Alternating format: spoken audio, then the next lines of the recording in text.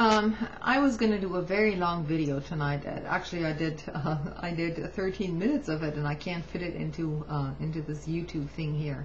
I'd like to point you to a very important essay by Mike Whitney. I will post a link to it over in the description box. Please take the time to read it.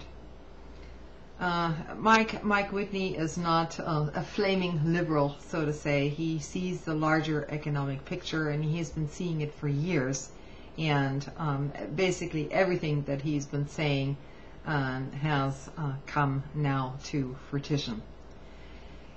He agrees with many of the things that Ron Paul has said, and he also very much agrees with many of the things that Kucinich has proposed. So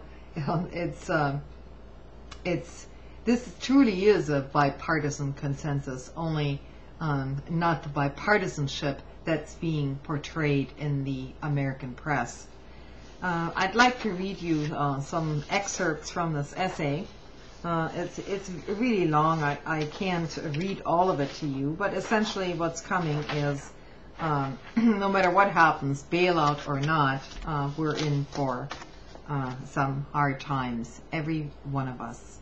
Americans living on $24,000, or the rich guys, the medium rich guys, you know, who make maybe 2 million or so. And of course the billionaires will get the free ride as they always do. And so this is essentially his assessment, and I can't speak for him completely, but I will point some distinctive paragraphs out in this essay.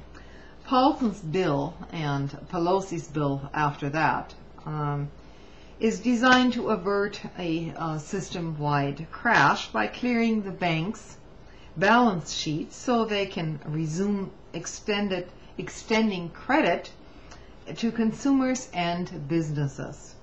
The hope is that the massive infusion of capital will turn back the clock to the happy days of low-interest speculation and bubble economies.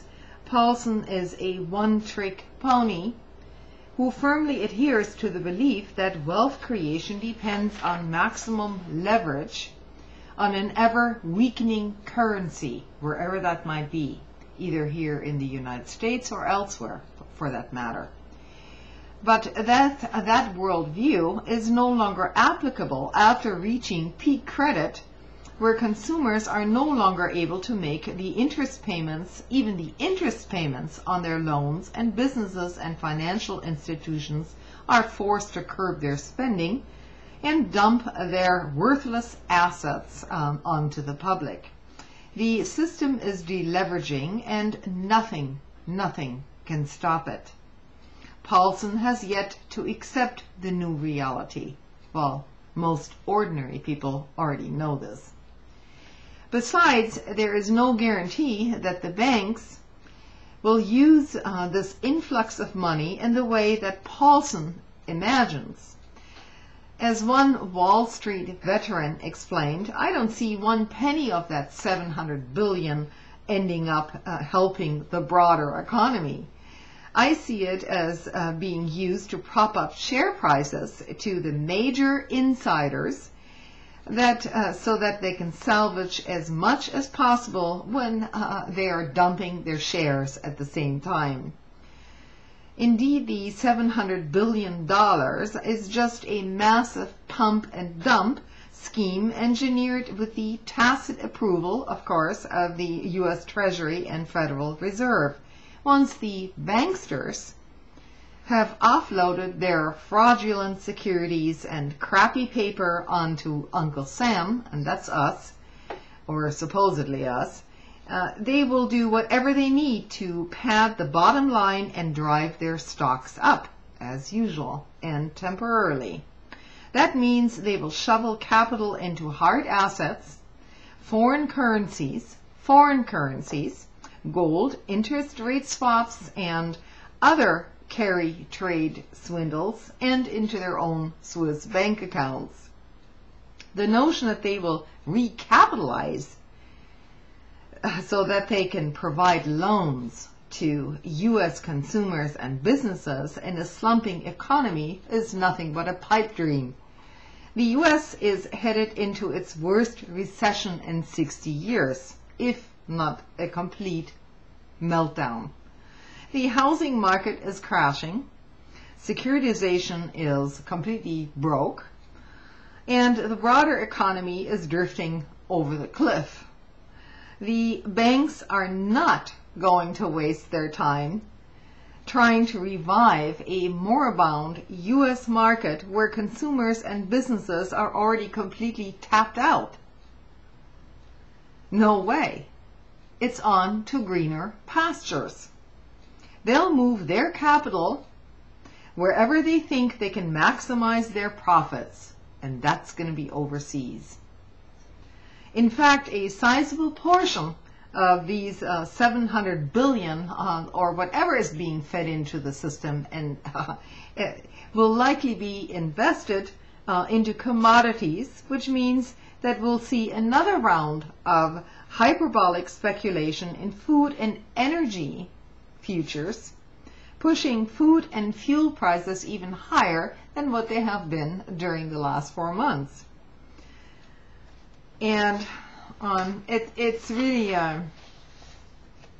some people actually can see the larger picture, and Whitney is by no means a partisan. He actually started out as a libertarian, and now he's backtracking somewhat because he sees it for what it is, basically a big sham. It's a dog-eat-dog world, and if you're not going to make it on your own, fuck everybody else, and you're out for your own, it's me. And this is how this entire robber baron economy is essentially functioning. And thanks to Milton Friedman, by the way, and his theories, initiated under Reagan, and then of course carried on all the way through consequent administrations here in this country.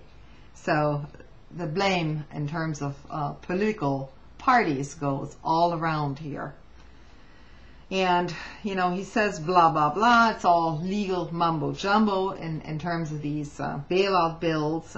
Basically they conceal the fact that the banks can continue to operate with insufficient capital, which is why the system is blowing up in the first place. And so without structural changes, massive structural changes, the U.S. is essentially bankrupt, and nothing will work at this point.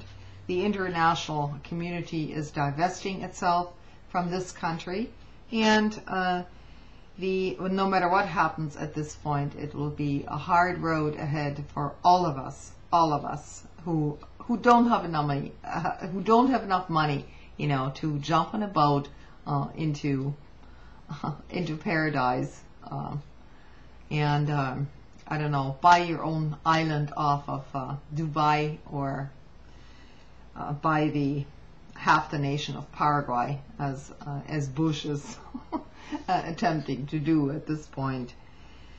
Anyway, I don't try to be flippant about it. I think the situation is actually quite bleak. So people need to get ready.